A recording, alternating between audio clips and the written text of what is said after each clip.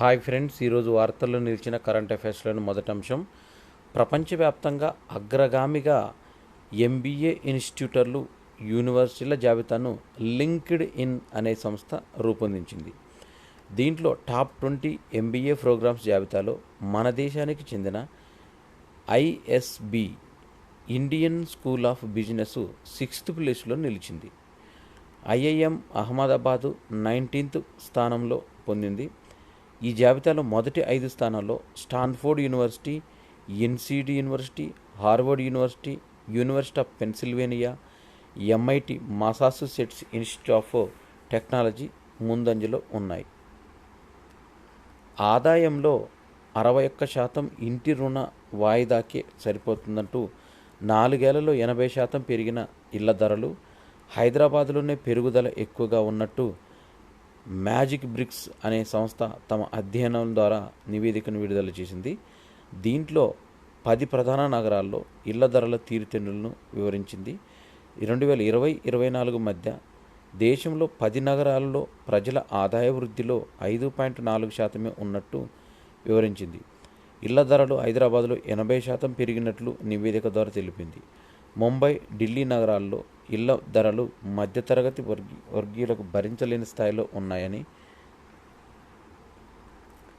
జాతీయ cross word ప్రైజ్లో Delhi IIT విద్యార్థుల హ్యాట్రిక్ సాధించారు.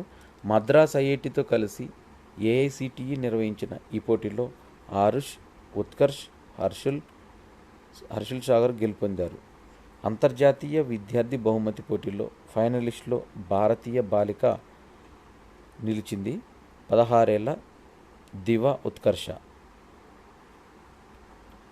ఉగ్రవాదంతో శాంతికి ముప్పు ఏర్పడే అవకాశం ఉందని, ఆ రక్కసిపైన ఉమ్మడిగా పోరాడాలని భారత్, సింగపూర్ అధ్యక్షులు ఈ విధంగా తెలిపారు. సింగపూర్ మాజీ ప్రధాని లీ సీన్ లూంగ్తో భారత ప్రధాని మోదీ కరాచాలనం చేసి కలిశారు.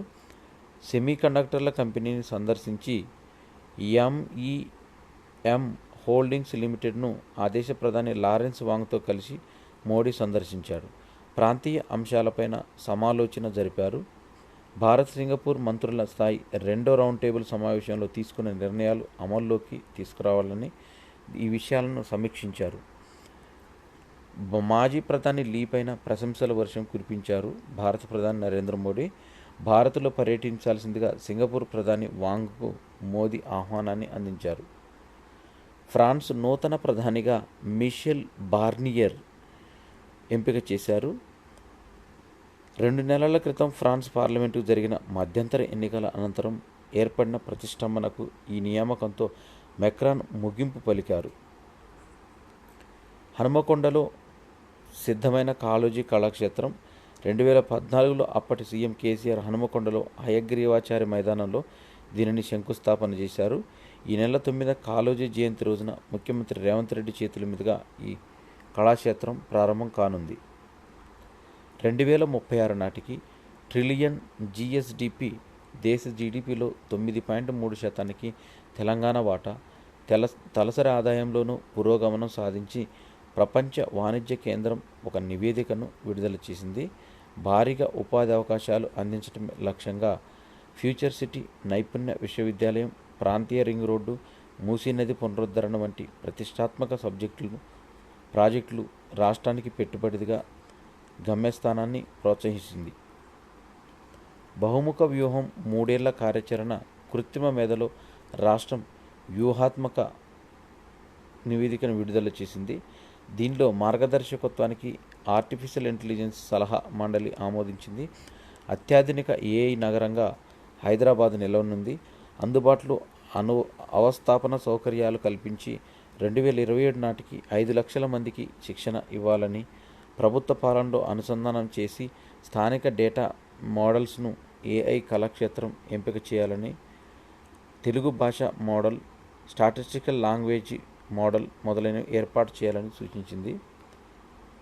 7వ తరగతిలోనే ఏఐ కంపెనీలు పెట్టారు 14. వారిద్దరు కలిసి కవలలు. వారి వయసు 14 ఏళ్ళు. పుట్టింది హైదరాబాదు రామంతపూర్. అమ్మా నాన్నలతో కలిసి అమెరికాకు వెళ్ళారు. ప్రస్తుతం 9వ తరగతి చదువుతున్నారు. చిన్న వయసులోనే కృత్రిమ మేధలో ప్రావీణ్యం సంపాదించారు. కొత్త నేర చట్టాల కింద తొలి శిక్ష. ఘటన జరిగిన 48 గంటల్లోనే ఇద్దరికి జీవిత ఖైదును చేశారు. ఈ ఏడాది జూలై 1 నుంచి భారతీయ న్యాయ సంహిత బిఎన్ఎస్, భారత నాగరిక సురక్ష సంహిత బిఎన్ఎస్ఎస్, భారత సాక్ష్య అధినియం బిఎస్సి అమల్లోకి వచ్చాయి. ఈ కొత్త నేర న్యాయ చట్టాల కింద తొలి శిక్ష పడింది. ఓ హత్య కేసుకు సంబంధించి బీహార్లో ఇద్దరికి న్యాయస్థానం ఖైదు విధించింది. ఎన్సిబి చీఫ్గా మాదక ద్రవ్యాల నియంత్రణ బోర్డు ఎన్సిబి చీఫ్గా CRPF director general Anish Dayal Singh ఇతనికి కేంద్రం అదనపు బాధ్యతలు అప్పగించింది. ఎన్సిబి చీఫ్గా ఉన్న ఏఎన్ ప్రధాన్ గత వారం పదవి విరమణ చేశారు. ప్రజారోగ్యంలో స్వచ్ఛ భారత్ గేమ్ చేంజర్ కానుందంటూ ప్రధాని మోదీ వెల్లడించారు. దీంతో స్వచ్ఛ భారత్లో భాగంగా శౌచాలయాల నిర్మాణం, శిశు మరణాలు అనే అంశంపైన బ్రిటిష్ సైంటిఫిక్ జర్నల్ నేచర్లో ప్రచురితమైన అధ్యయనాన్ని గురువారం ప్రధాని ఎక్స్లో పంచుకున్నారు. హర్యానా భారతీయ జనతా పార్టీలో తిరుగుబాట్లు, అభ్యర్థుల తొలి జాబితా చోటు దక్కని నాయకులు రాజీనామా చేశారు. భారత్, చైనా, బ్రెజిల్ మధ్యవర్తిత్వానికి ఉక్రెయిన్తో చర్చలపైన పుతిన్ అంగీకరించారు. తాను గౌరవించే, నమ్మే నా స్నేహితులైన దేశాధినేతలు చొరవ తీసుకోవడం తమకు సమ్మతమేనని స్పష్టం చేశారు. సెలబ్రిటీ పన్ను చెల్లింపుదారుల్లో అగ్రపీఠన బాలీవుడ్ బాద్షా నిలిచారు. తర్వాత స్థానంలో విజయ్, సల్మాన్ ఖాన్, 5వ స్థానంలో స్టార్ క్రికెటర్ విరాట్ కోహ్లీ నిలిచారు. భారతీయ సెలబ్రిటీ పన్ను చెల్లింపుల్లో టీమిండియా స్టార్ క్రికెటర్లు విరాట్ కోహ్లీని బాలీవుడ్ బాద్షా షారుఖ్ ఖాన్ అధిగమించారు. 2023-24 ఆర్థిక సంవత్సరానికి గాను కోహ్లీ 66 కోట్లు ఆదాయ పన్ను కట్టగా షారుఖ్ ఏకంగా 92 కోట్లు కట్టి ఫార్చ్యూన్ ఇండియా మ్యాగజైన్ తెలిపింది. తమిళ సూపర్ స్టార్ విజయ్ 80 కోట్లు, బాలీవుడ్లో మరో ప్రముఖ నటుడు సల్మాన్ ఖాన్ 75 కోట్లు చెల్లించి ద్వితీయ, తృతీయ స్థానాల్లో నిలిచారు. సింగపూర్తో సమగ్ర వ్యూహాత్మక భాగస్వామ్యం ఏర్పాటు చేసుకోవాలని ద్వైపాక్షిక సంబంధాలను ఉన్నతీకరించుకున్న భారత్ దీనిలో సెమీకండక్టర్లు, డిజిటల్ సాంకేతికతలు, నైపుణ్యాభివృద్ధి, ఆరోగ్య సేవల రంగానికి సంబంధించి 4 కీలక అవగాహన ఒప్పందాలు కుదుర్చుకున్నాయి. సింగపూర్లో ప్రధానమంత్రి నరేంద్ర మోడీ పర్యటన వేళ ఈ కీలక పరిణామాలు చోటు చేసుకున్నాయి. అభివృద్ధి చెందుతున్న దేశాలకు స్ఫూర్తిగా నిలవాలని, భారత్లో పెట్టుబడులకు అపార అవకాశాలు ఉన్నాయని, భారత్లో విమానయానం, ఇంధనం, మౌలిక వస్తువులు, నైపుణ్యాభివృద్ధి తదితర రంగాల్లో పెట్టుబడులకు అవకాశం ఉన్నాయని వారితో అన్నారు. అగ్ని-10లో మార్పులు తీసుకొచ్చారు. సార్వత్రిక ఎన్నికల్లో ఉత్తరాది రాష్ట్రాల్లో ఫలితాలపైన ఈ పథకం కొంత ప్రభావం చూపడంతో కేంద్రం ఈ దిశగా యోచిస్తుంది.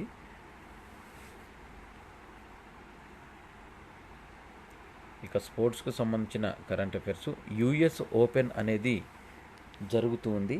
ప్రస్తుతము యుఎస్ ఓపెన్లో టాప్ సీడ్ స్వైటెక్ కథ క్వార్టర్స్తో ముగిసింది. అదిరే ఆటతో ఆమెకు షాక్ ఇచ్చిన జెస్సికా పెగులా.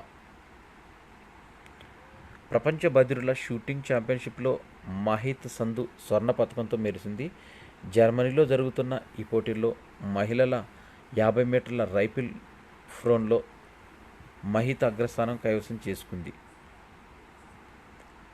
ఫైనల్లో అత్యుత్తమ ప్రదర్శన ఇవ్వలేదని బాధపడుతున్నప్పటికీ జివాంజీ దీప్తి T20 400 మీటర్ పరుగులో కాంస్య పతకం గెలుచుకొని పారాలింపిక్స్లో మెరిసింది. స్వదేశానికి తిరిగి వచ్చిన తర్వాత దీప్తిని కేంద్ర క్రీడల మంత్రి మన్సుఖ్ మాండవీయ సత్కరించారు. క్రీడాకారులు తమ వైపు నైపుణ్యాన్ని ప్రదర్శించి దేశాన్ని గర్వపడేలా చేశారంటూ కొనియాడారు. పారాలింపిక్స్ పథకాల పట్టిలో చైనా 71 స్వర్ణాలు, మొత్తం 163 పథకాలు సాధించింది. 71 స్వర్ణాలు, 55 రజతాలు, 37 కాంస్యాలు, మొత్తం 163 పథకాలతో మొదటి స్థానంలో నిలిచింది. బ్రిటన్ 35 స్వర్ణాలు, 28 రజతాలు, 19 స్వర్ణాలు, 19 కాంస్యాలు, మొత్తం 82 పథకాలు. అమెరికా 27 స్వర్ణాలు, 33 రజతాలు, 17 కాంస్యాలు, మొత్తం 77 పథకాలతో మూడవ స్థానం. నెదర్లాండ్ 20 స్వర్ణాలు, 9 రజతాలు, 5 కాంస్యాలు, మొత్తం 34 పథకాలతో 4th ప్లేస్లో ఉంది. భారత్ 5 స్వర్ణాలు, 9 రజతాలు, 11 కాంస్యాలు, మొత్తం 25 పతకాలతో 16 స్థానంలో నిలిచింది. పురుషుల క్లబ్ త్రో F51లో భారత పారా అథ్లెటిక్లు ధరంవీర్, ప్రణవ్ శర్మ అదరగొట్టారు. ఈ ఫైనల్లో ధరంవీర్ స్వర్ణ పతకం, ప్రణవ్ రజత పతకం గెలిచారు. పారాలింపిక్స్లో దూసుకెళ్తున్న భారతులు కంచుతో చరిత్ర సృష్టించిన కపిల్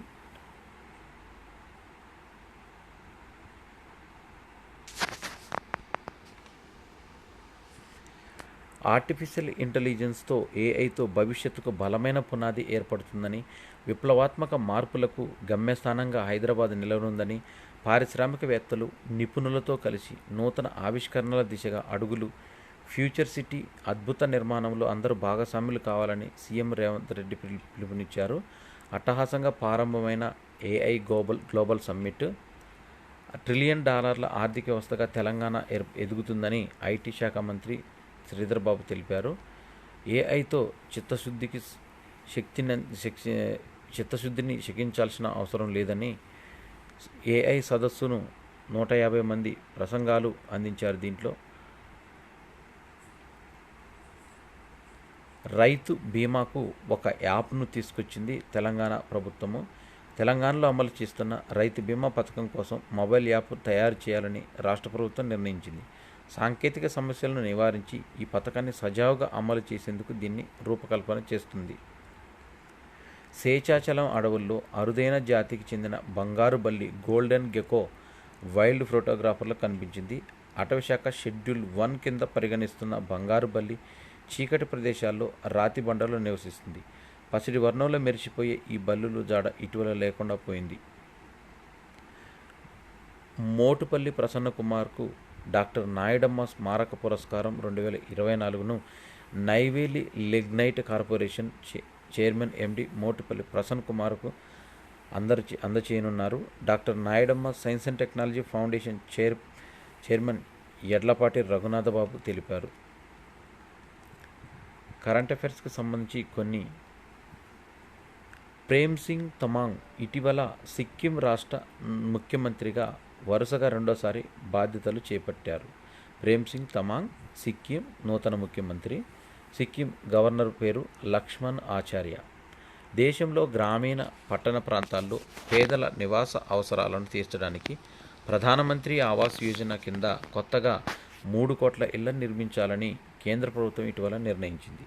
ప్రధాని మోదీ నేతృత్వంలో కేంద్ర కేబినెట్ కొలువు తీరాక జరిగిన తొలి కేబినెట్ సమావేశం. దీనిలో అర్హులైన పేదలకు ప్రాథమిక సౌకర్యాలతో కూడిన ఇళ్లను నిర్మించి ఇవ్వడానికి కేంద్రం 2015-16 నుంచి ప్రధానమంత్రి ఆవాస్ యోజన పథకాన్ని అమలు చేస్తుంది. ఇప్పటి వరకు 4.21 కోట్ల ఇళ్ల నిర్మాణం పూర్తి చేసి అర్హులైన పేదలకు అందించింది. ఆఫ్రికా దేశం మలావి దేశ ఉపాధ్యక్షుడైన సౌలోస్ షిరిమా ఇటీవల జరిగిన విమాన ప్రమాదంలో దుర్మరణం పాలయ్యారు. ఈయనతో పాటు మరో 9 మంది కూడా ప్రమాదంలో మరణించారు. సైనిక విమానంలో వీరు దేశ రాజధాని లిలోంగ్వే నుంచి 370 కిలోమీటర్ల దూరంలో మజూజు సిటీకి బయలుదేరిన అనంతరం ఈ ప్రమాదం చోటు చేసుకుంది. ప్రస్తుతం 2024-25 ఆర్థిక సంవత్సరం సహా వచ్చే 3 ఏళ్ల పాటు భారత్ నిలకడగా ఎంతో శాతం వృద్ధి నమోదు చేసుకుంది. ప్రపంచ బ్యాంకు తాజా నివేదికలో అంచనా వేసింది 6.7%. 2023-24లో మన దేశంలో 8.2% వృద్ధి నమోదు చేసుకుంది. ఈ ఏడాది ప్రపంచ దేశాల సగటు వృద్ధి రేటు 2.6%గా ఉంది.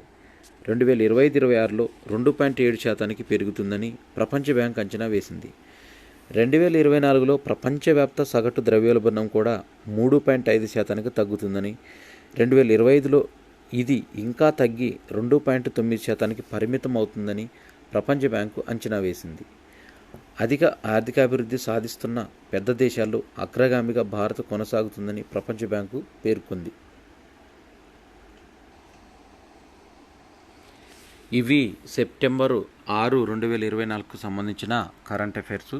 ఈ వీడియోలో చర్చించిన ఏవైతే పేపర్ క్లిప్స్ అన్ని ఉన్నాయో ఇవి వీడియో లింక్తో కమ్యూనిటీలో పోస్ట్ చేస్తాను. అక్కడ చదువుకోవడానికి చాలా సులభంగా ఉంటుంది. ఈ వీడియో నచ్చినట్టయితే లైక్ చేయండి, షేర్ చేయండి, కామెంట్ చేయండి. నా ఛానల్ సబ్స్క్రైబ్ చేసుకోవడం ద్వారా నేను చేసే వీడియోస్ అన్నీ కూడా మీకు నోటిఫికేషన్ రూపంలో వెలువడతాయి. Thanks for watching.